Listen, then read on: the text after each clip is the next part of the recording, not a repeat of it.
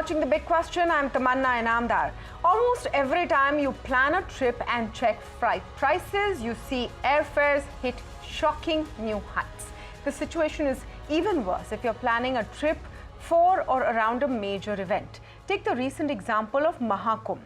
Round tickets from major cities to Prayagraj were priced between 30,000 to 50,000 rupees daily, when typically fare for this route is between 5,000 to 15,000 rupees. In fact, according to local circles, 87% of people who visited the Mahakumbh have reported paying 50 to 300% higher than the regular airfare. This fare frenzy got so bad that the Aviation Ministry had to step in, as a result offering some relief to passengers. Indigo trimmed its fares by 30 to 50%, while Air India added more flights to manage the demand. But this isn't a one-off case.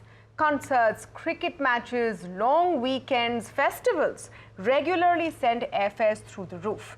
During the Coldplay and Diljit concerts recently, travel agency Ixigo reported that Mumbai had experienced a staggering 350% year-on-year surge in flight bookings, naturally driving up prices of tickets. Now, despite high prices, air passenger traffic continues to grow. For the month of February, India's domestic air passenger traffic stood at 1.4 crores, an 11% rise from February last year. But the problem of exorbitant airfares is not just around big events, it's becoming a larger pattern. Just to give you a sense of the gravity of the matter, nearly 80% people have paid excessively high airfare in the last 12 months, according to a recent survey by local circles. Given the skyrocketing fares, 60% people feel that the government should cap fares. Now, with growing complaints about rising airfares, a parliamentary panel has recommended empowering DGCA with the power to impose a temporary price cap and an AI-powered predictive monitoring system to monitor pricing trends. Just earlier this week, in fact, DGCA and India's top airlines were at loggerheads over the regulator's demand to share airfare data from the past 2 years. Airlines are pushing back, arguing that this is sensitive information and, if shared with external consultants, could harm their competitiveness. The DGCA, on the other hand, insists that their intent is not to regulate airfares, only monitor price trends. People familiar with the matter have told NDTV Profit that DGCA may inspect the current airfare range set by airlines and put in place a more realistic range while conducting monthly reviews. According to people familiar with the matter, DGCA and airline officials are also slated to meet next week over the matter. Presently, India has no government regulations on airfares, and the prices are decided based on supply and demand.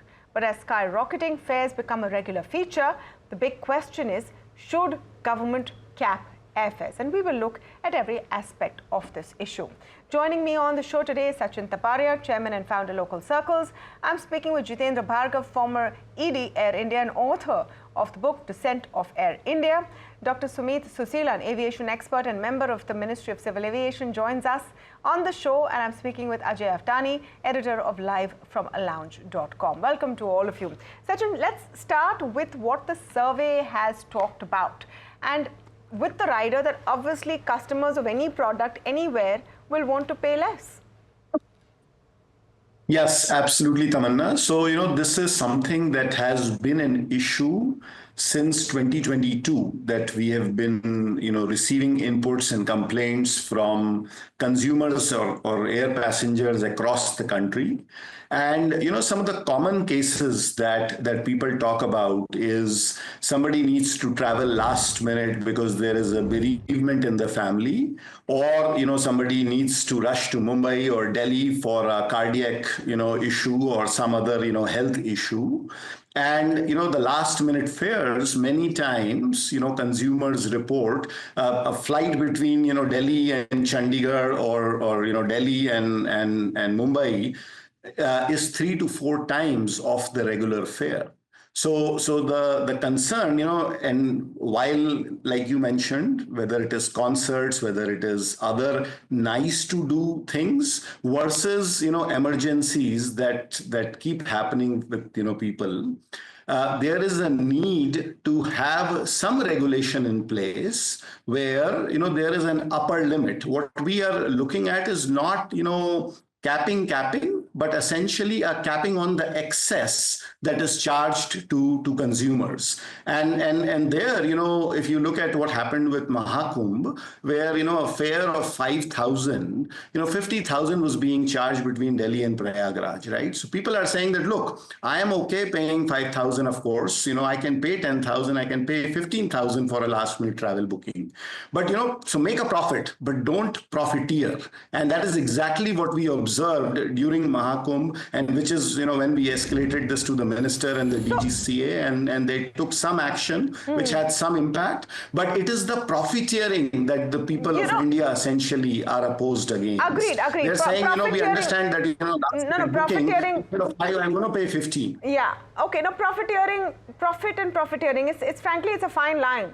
It's an important point, Sachin, but it's a fine line. And yes, there was intervention. There was intervention during COVID-19 for some time, and then those fare caps were lifted. But Jitendra Bhargav, let's come to that exact point.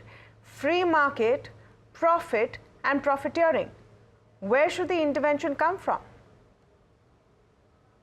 Let's put it this way straight. He made a very pertinent point.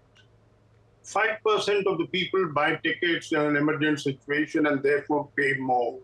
Should we be concerned about 95% of the market or 5% of those people? Airlines have a different system other than the railways. Railways, you buy a ticket 30 days before or on the day of travel, you pay the same fare. This is not the system here. If the airline industry was to follow such an example, what would happen is that the people who are currently finding fares as affordable because they're buying in advance would pay a much higher fare.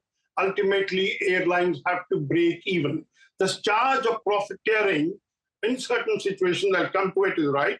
But to say that they make profit, and thin line, as you very rightly said, if airlines were to be making money or fleecing passengers in a manner that everybody should be unhappy about it, then airlines would have been flourishing financially.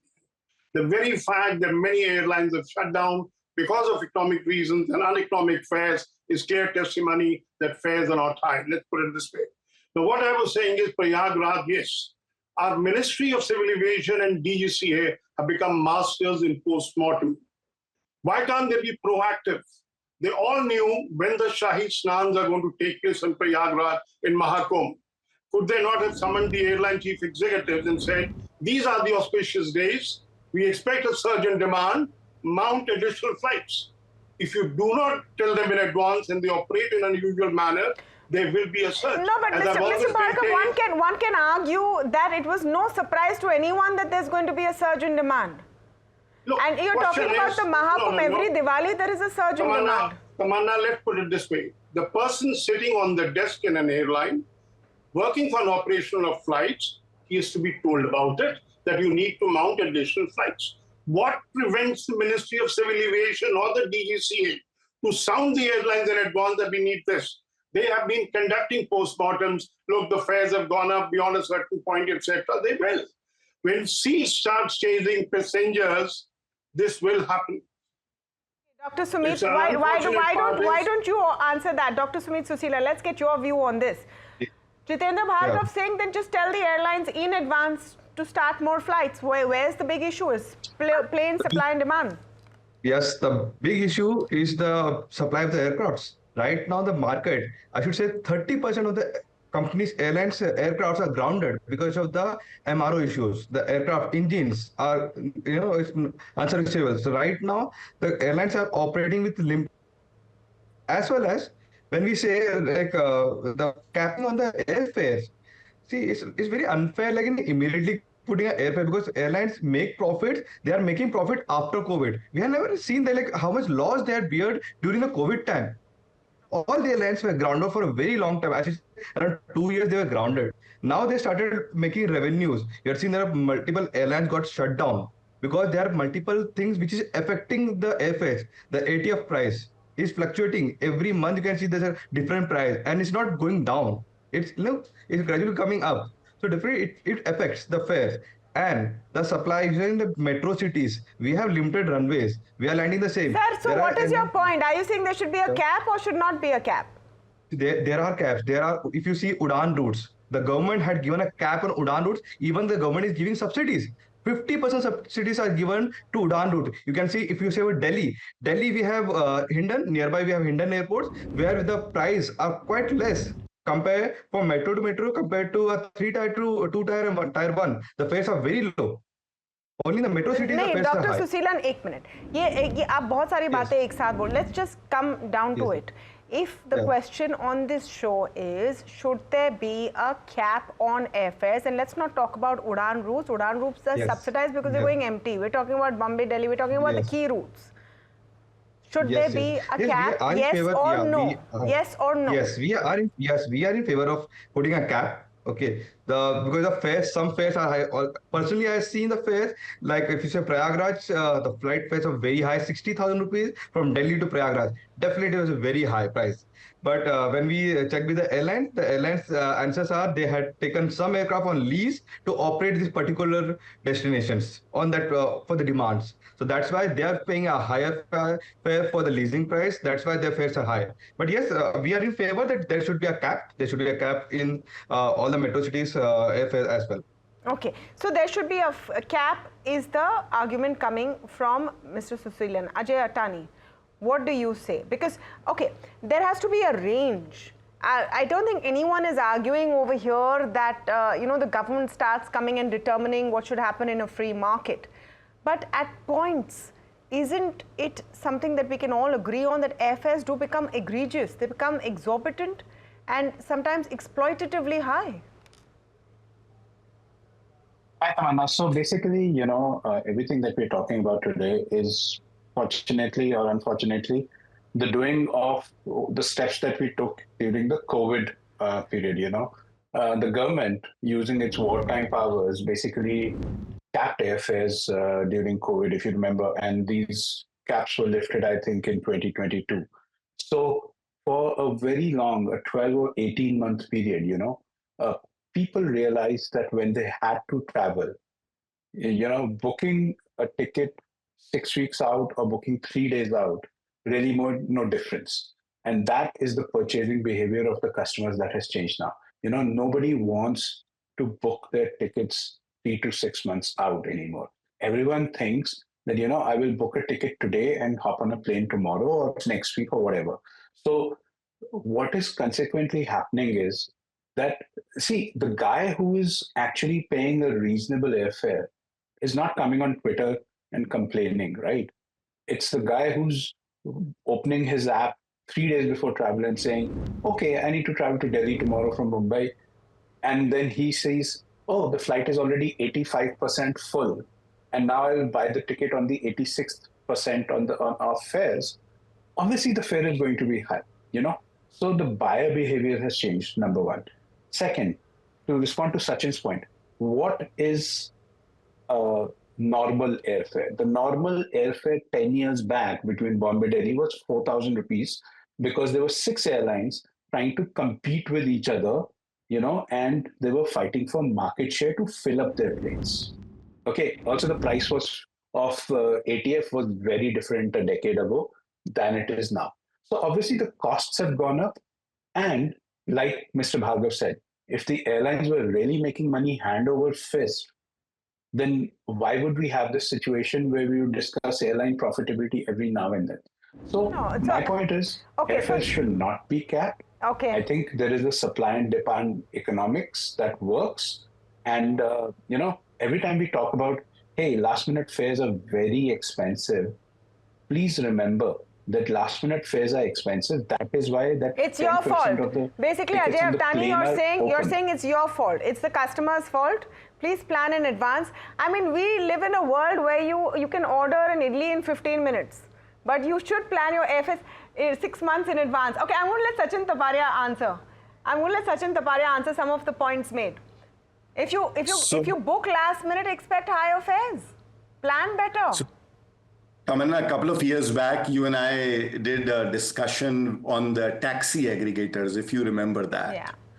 And we went through the same exact discussion as to, should there be a cap on the surge pricing during, busy times with the taxi aggregators.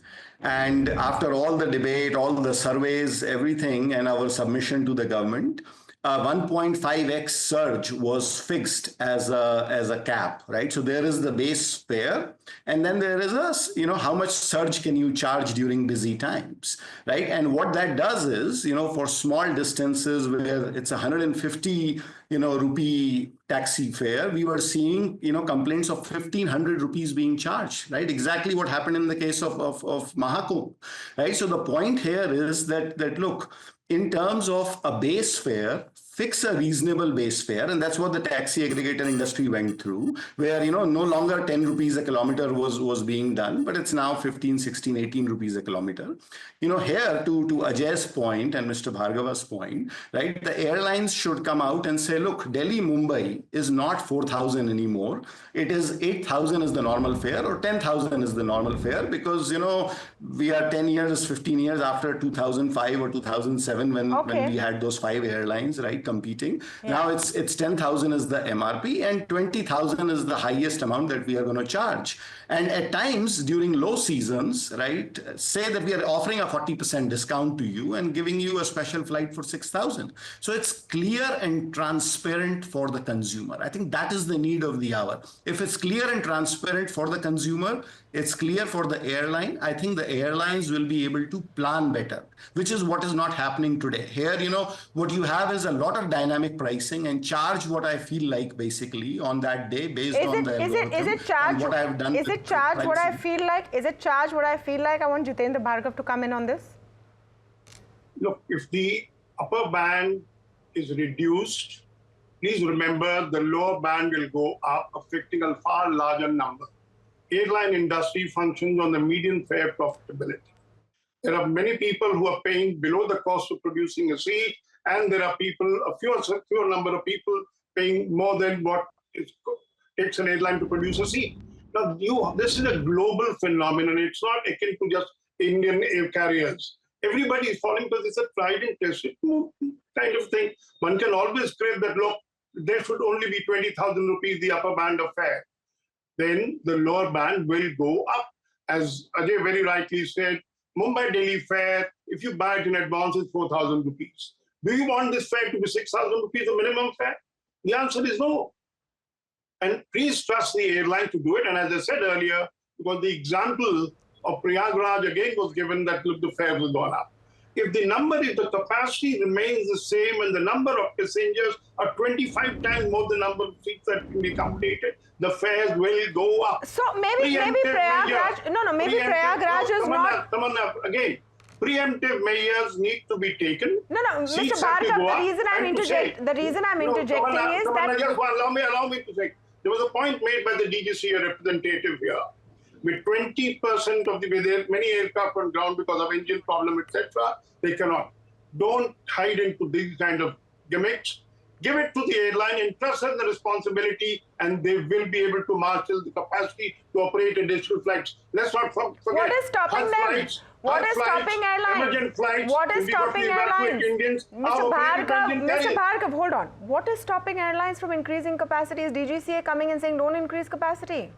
Tamanna, you can't do it overnight. Please remember, you have to tell them these are the 3 auspicious days for Pakistan. There will be a surge on those particular days. They will roster the pilots. You just can't pull out pilots for the aircraft and say, okay, we're going to operate these flights. 3 auspicious days is something that DGCA has to tell airlines. Yes, there should be able to it's a Google search away.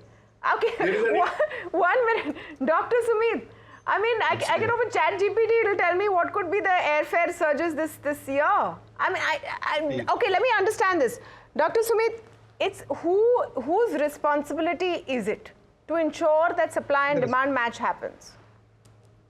Definitely, it's the responsibility of the airlines and the airlines management. They know in advance like what occasion is coming up. It's like Diwali, Eid. Definitely, this is the peak season, and there will be load. If you see, people are going for festival season. It's like usually it's not only in the flights, not only in the airline, even the railways. It's always full. So definitely, airlines have to be pre-planned for all this situation. And I think they know about this thing. But as we say, it will take some time to get the deliveries of their aircrafts. They are waiting for the aircraft deliveries, and I'm expecting there are 3 more airlines coming to Indian market by the end of this year. There will be a good competition in the market, and this will take the fares down. I think there's a good time coming up now. Which airlines are going to come by the end of this year? There are few company called Air Kerala. They're launching now. There's Al Hind Air. There is airline called Shunk Air. These people are in the But those initial are stage of regional clearance of the airlines. NOC. That's Shunk Air is those not are a regional He's airline. right. They are going to fly the national. This will be a national airlines. okay. I It's mean, don't not have only a any planes region. at this moment. Yeah. okay. Let me. Ajay is adding some more insight onto this. Yes. So, Tamanna, the simple thing is, in the case of whatever happened in Prayagraj, everything happened in a band of 30, 45 days, okay? And even when the DGCA called the airlines, last minute flights means somewhere else the flights had to be reduced or cancelled, and these planes had to be put on Prayagraj duties. Now, when you're going to open tickets at the last minute, and say next week, travel ke liye you can buy a ticket today, obviously everyone is going to pander from the same tickets, and the same phenomena that happens over 6 months will happen over 6 days. My question is, why is this question only asked of aviation? Why were there no extra trains that were organized? Why were there not enough extra trains that were organized? Why were there not enough extra buses that were organized? 1 minute. After a so on and point, so 1 forth. minute. This Ajay, is after a pending. point, people who will fly even at a higher cost. And people who Indeed. and people who can't won't. And I think we keep talking about the Mahakumbh is possibly not the best example because that was an unusual situation. It doesn't come every year, but festivals come every year, summer vacations come every year, peak periods hit every year. So let's leave aside Why Mahakumbh. this question? Let's let me yeah. react to- Because people are let me- facing let these me react issues to from that, very right? long, and people are prepared for it. I think because now for people who are prepared to travel during the vacations, like Diwali vacation, What they about already know the medical? dates. What about medical emergencies? You're saying you should book Medical 3 to emergency- 6. You should book 3 to 6 months in No. advance. People can have medical emergencies anytime. Ajay, No. what are you going to tell them? Too bad you didn't book in advance. No, Tamanna, that's what I'm trying to say. Look, I have a ticket. For example, I'll come to your point in 1 second. I have a Delhi Bombay ticket that is booked for June at this point of time. Okay, I have to be in Mumbai for something, and the ticket is 6,000 rupees. So that's a normal price. Okay, that's what I call a Delhi Bombay normal price now. Now coming to festivals, look, you can't pull flights on, let's say, Delhi Rajkot, for example, to put more flights on Delhi Bombay because, so then you're discriminating. That's saying Delhi Bombay people need more flights, so we will pull flights from other sectors. Coming to the emergency part, let me give you a different school of thought here. Would you want capped fares where the plane is operating at 100% and then this person with a medical emergency can't travel at all? Or would you want a situation where the last 10% of the seats are open on the plane at a higher price? Yes, but the person can still buy them and get on the plane and get where he or she needs to go. Those are the two situations. I In the don't know. capping Are situation, those the you two will- situations? Because frankly, even with higher prices, flights are going full, which is why it's continuing. 80% full, not 100%. Yeah, I mean, Yes, it's not, the day starts harming airlines and their footfalls and their passenger load factors, that's when they'll probably, relook at it. Right now, the appetite is so high that they're getting away with it. People have But to Tamanna, pay. we should know that.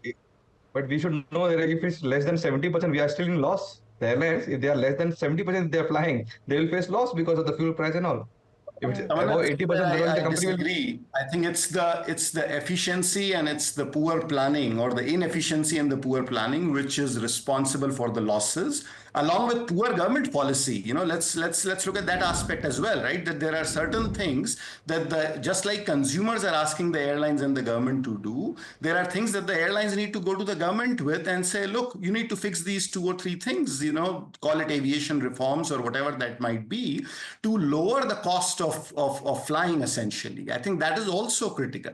But I go back to examples, whether it is the taxi aggregator, whether it is the whole concept of MRP, right? Would the airline officials want to buy a packet of bread for 500 rupees which has an MRP of 50 rupees, right? We don't. When prices of tomatoes go to 200 rupees a kg, we have a show on that, right? So the point is that somewhere in there they've got to draw this line and say, look, for 6,000 that Ajay paid Delhi, Mumbai, right? People are going to pay, even in a case of emergency, 20,000, but you put them 50,000 as the price for a last minute ticket, they might as well do a charter flight and go and handle that emergency. So I think that whole argument that there would be no tickets, if the prices were not that high, I think is a faulty argument. I've run out of time as this argument is heating up. Just last quick word to Ajay, if you promise to reply in 10 seconds. Sure. See, 50,000 is not going to buy you a charter plane. That's true. And the second part, is that, you really, I think Sachin's view of aviation revenue management is pretty 30 years old. At this point of time, across the world, everyone does yield management in a step basis, which is what happens. Early on, you get cheaper tickets. Closer to the date, you get expensive tickets if the flight is getting full. That is what everyone in the world does. I think the core question is that in any sector, should the government come and tell you how much you should charge for a product? Typically, the answer would be clear. No, of course not. It's a free market. Of course, no, we can't. But when it is a service which has become an essential service, the answer becomes a little more nuanced. It's not a simple yes or no. And that's the nuance we've attempted to explore on this conversation. Thank you to all of you for joining us on this episode of The Big Question. Tell us what you thought about the show.